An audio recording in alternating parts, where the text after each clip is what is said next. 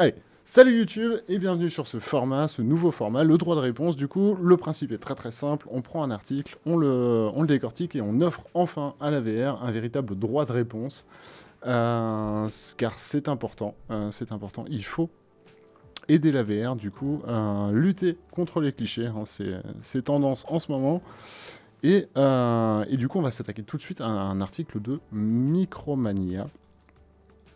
Le principe est simple. Micromania estime que jamais, enfin à 10-15 ans seulement, nous pourrons avoir un véritable MMORPG en VR.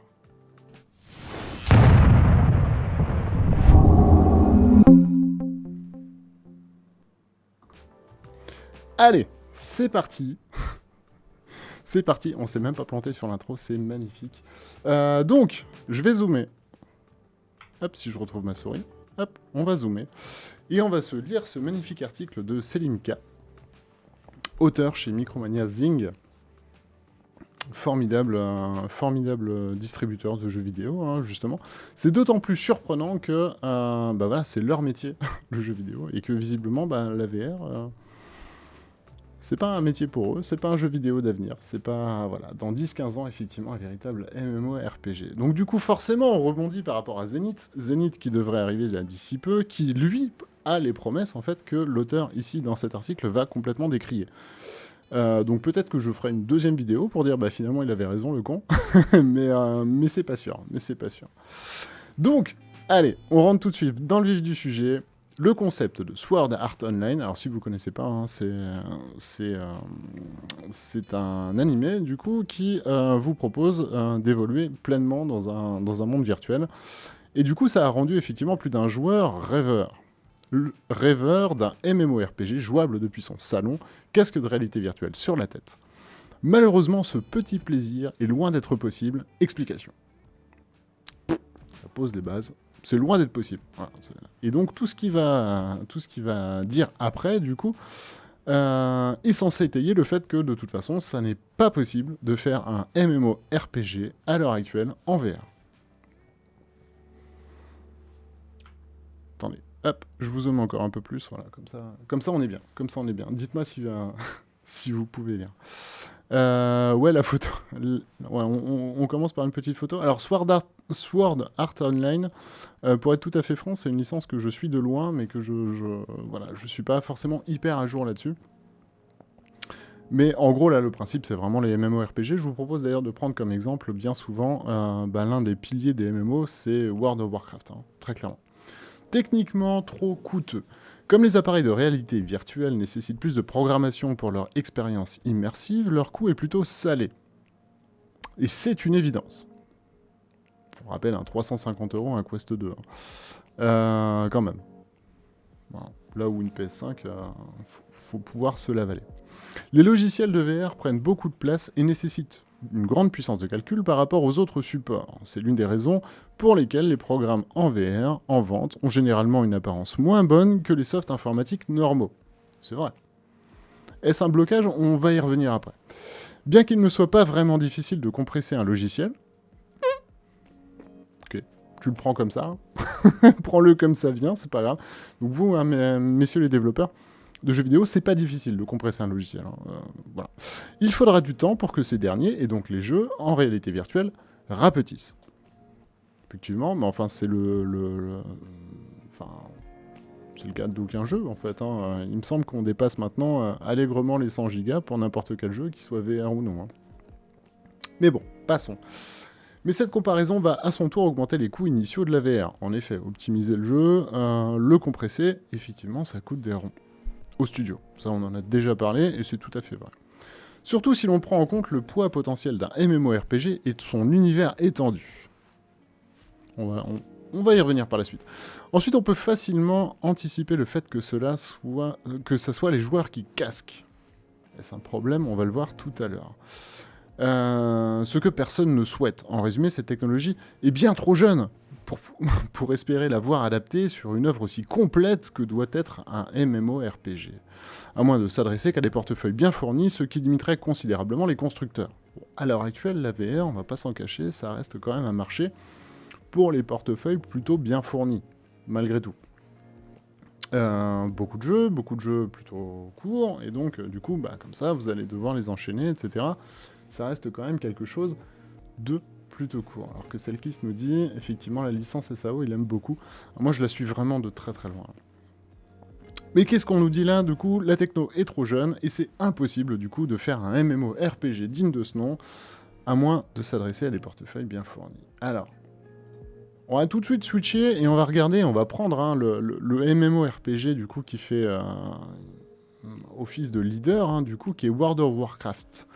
World of Warcraft, comme Meporg, c'est un Meporg à abonnement mensuel. 13 €. Je prends la source, hein, la source c'est Millennium. Hein. 13 € par mois. Pour un mois. Du coup. En sachant qu'il y a des extensions. À 80 boules. Et du coup, si tu fais le ratio, ça donne le jeu le plus cher du monde. En fait, si tu joues 12 mois.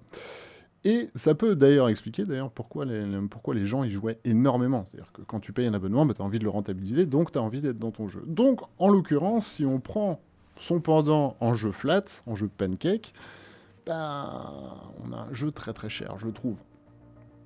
Attention, je ne dis pas qu'il ne vaut pas son prix, mais on a un jeu très très cher. Maintenant, si on s'attache 2 secondes au graphisme, World of Warcraft, je vais y arriver, alors que je boive un coup, c'était ça en 2001.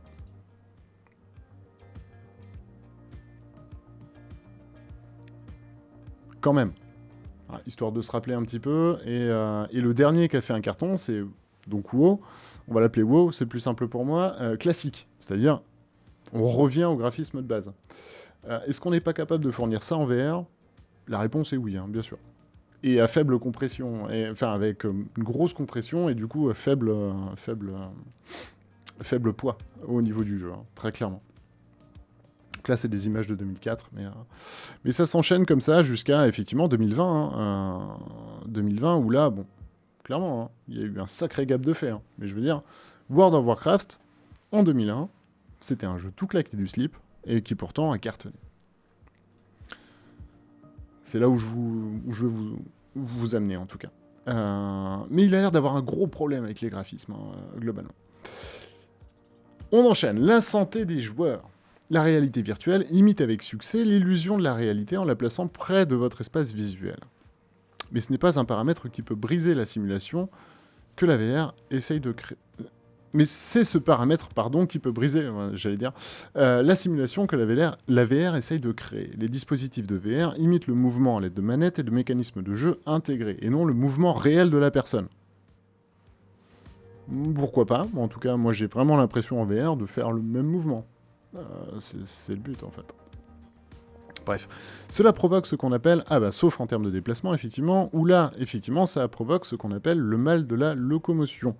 En termes médicaux, lorsque vous vous déplacez en réalité virtuelle, vos yeux perçoivent votre corps comme étant en mouvement et lui envoient un signal, à votre cerveau pour lui indiquer que vous êtes en mouvement. Mais l'inertie et l'équilibre du corps sont maintenus par des fluides dans vos oreilles, dans des canaux en tout cas, les fluides auditifs n'envoient pas le même signal, ce qui provoque en gros la cinétose. Je vous passe le reste de l'article, mais en gros ça perturbe le cerveau, provoque malaise, nausée et dans le pire des cas des évanouissements. Carrément, genre le mec qui va pas de main morte, bientôt c'est la mort. Hein. L'étape d'après c'est la mort. Hein. Donc oui, forcément, le motion sickness fait partie pleinement des...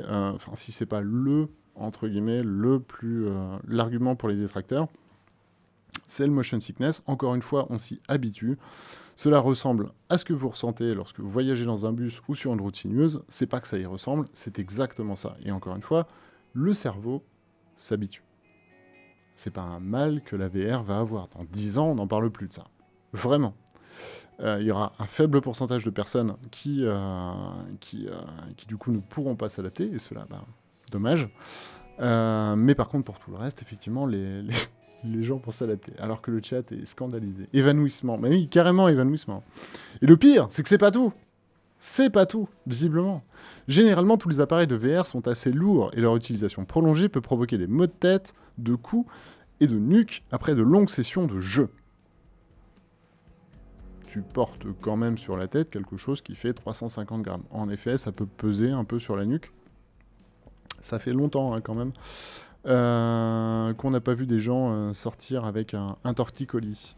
Mais ça peut provoquer des maux de tête. Alors pour les maux de tête, c'est un petit peu plus... C'est le framerate du jeu qui effectivement peut provoquer des maux de tête, au même titre que quand vous avez regardé Avatar, par exemple, et que vous en étiez ressorti avec des maux de tête. C'est vraiment le framerate en fait du jeu, slash film 3D que vous pouvez voir. Et souvent lorsqu'on se lance dans un Muporg, ce n'est pas pour y jouer 30 minutes par-ci, par-là. Alors oui et non, parce que du coup, et moi c'est ce que j'en attends justement de Zenith, c'est qu'ils refondent un peu le côté MMORPG pour l'adapter à la VR. Bien évidemment que tu vas pas y passer 12 heures dans ton jeu. Donc il va falloir adapter le gameplay, le donjon, etc. Donc là on a clairement un mec en fait qui a une vision de ce qu'est le MMORPG et ça doit pas bouger.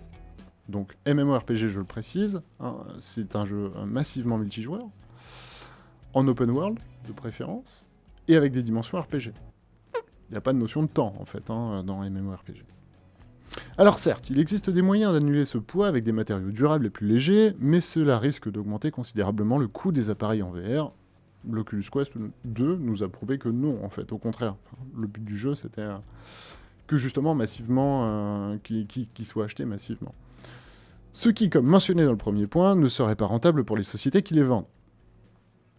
Appelle Facebook, je sais pas. Demande-leur si c'est pas rentable au final. Plutôt que d'exposer un fait comme ça, basé sur pas grand-chose, clairement. Sur la liste des problèmes que peut engendrer la VR, les lésions oculaires potentielles figurent aussi en tête de liste. Alors ça, je l'avais encore jamais vu. Visiblement, hein, d'après cette personne, sachez que vous risquez des lésions oculaires. Voilà, pareil, vous le prenez, hein, c'est comme ça, c'est cadeau, c'est pour moi, c'est moi qui régale.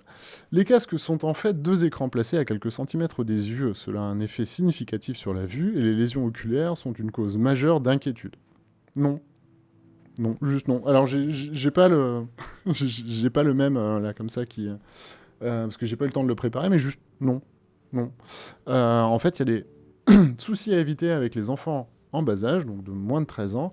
Pourquoi ? Parce que les yeux ne sont pas encore formés. Et effectivement, ça peut pas empêcher les yeux de se former, mais c'est un petit peu comme si vous faites du bodybuilding à l'âge de 12 ans, vous allez avoir des problèmes. On n'interdit pas le bodybuilding pour autant, et on ne dit pas que faire de la gonflette, entre guillemets, c'est dangereux et ça crée des lésions. Non, c'est juste il y a une notion de ton corps évolue et il ne faut pas le brider dans cette évolution.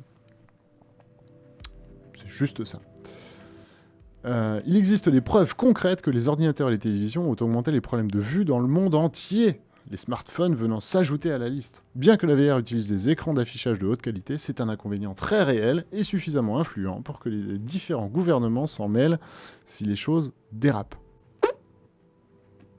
Ok, pareil, c'est à prendre comme ça. Micromania, hein, quand même. Enfin, alors certes, c'est pas des journalistes, on leur demande pas de faire des études, enfin des véritables recherches sur ce qu'ils écrivent, mais quand même, il y a une image à respecter. Ce qui risque fortement d'arriver avec un écran aussi proche de nos mirettes. Les petites mirettes. Bah oui et non, en fait. Enfin, je veux dire, on a quand même 10 ans de recherche de VR derrière nous. Enfin, si tu veux, voilà. S'il y avait eu de réelles séquelles, on le saurait. Vraiment.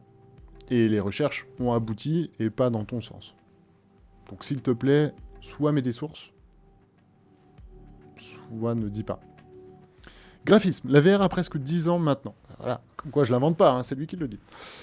Sur un support aussi ancien, son interface graphique est assez limitée. Bam.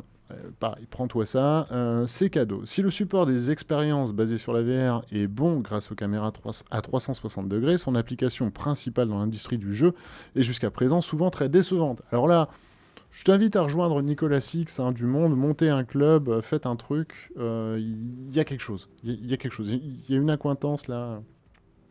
C'est bien. Faites quelque chose ensemble, vous irez loin. Les graphismes des jeux en VR sont comparativement moins bons que ceux de toutes les consoles existantes et semblent avoir au moins 10 ans de retard. Encore une fois, quel est le problème ? Quel est le problème en fait ? Est-ce que c'est fondamentalement un problème ? C'est une vraie question hein, qu'on pourrait se poser dans le chat, c'est un vrai débat qu'on pourrait avoir. Est-ce que le fait que la VR, du coup, de par sa sollicitation en ressources, soit moins grosse, enfin moins bon en fait que ses concurrents de consoles flat, de consoles slash PC, hein. Est-ce que c'est véritablement un problème? Est-ce que l'immersion ne nous permet pas de passer outre? Ben, moi j'ai plus ou moins ma réponse là-dessus, mais dites-moi dans le chat du coup. La physique des jeux est presque inexistante sur les plateformes VR. Pareil, tu le prends, tu te le cales, enfin voilà, il faudrait qu'on dise amène à ça. Non, c'est faux, et la physique des jeux, c'est même... alors, pour ne parler que de Boneworks encore une fois, c'est même carrément un cheval de bataille, et la physique des jeux est extrêmement plus évoluée en fait dans un jeu en VR, tout simplement parce qu'il y a beaucoup plus de choses à y faire, que dans un jeu flat. Donc c'est faux, encore une fois, archi faux même. Étant donné que la taille du logiciel est un inconvénient en soi, bon, bah, il rebondit, en fait, c'est magnifique parce qu'il rebondit sur ses propres arguments à lui, qui n'a d'impact et de vérité que chez lui, visiblement. Donc, pareil, on le prend comme ça, étant donné que la taille du logiciel est un inconvénient en soi, la VR amène une bataille perdue d'avance, d'un point de vue commercial, mais aussi et surtout au niveau du confort du joueur. C'est perdu d'avance. Alors là, il pose les bases, c'est-à-dire le mec, voilà, c'est clairement un détracteur de la VR, et en plus d'être un détracteur, il explique clairement que la VR est perdue. Quand la VR is dead sur Micromania, bientôt j'imagine. Personne n'a envie de se lancer dans un MMORPG aux allures de champ de pixels, surtout si c'est pour un jeu carrément vieillot visuellement à côté de Minecraft. Enlève le personne. Mets Selim. Et arrête-toi là. Vraiment. Vraiment. Parce que moi, personnellement, j'ai envie. Et je sais pas ce que vous en pensez dans le chat, mais voilà, moi j'ai envie. Et quand on voit la campagne Kickstarter de Zenith, et tous ceux qui suivent, même si, attention, hein, je rebondis sur Zenith parce que c'est le prochain MMORPG en VR qui va arriver. Mais je pourrais prendre Orbus, on a passé de super moments sur Orbus, vraiment. Parce que justement, il y a une dimension sociale.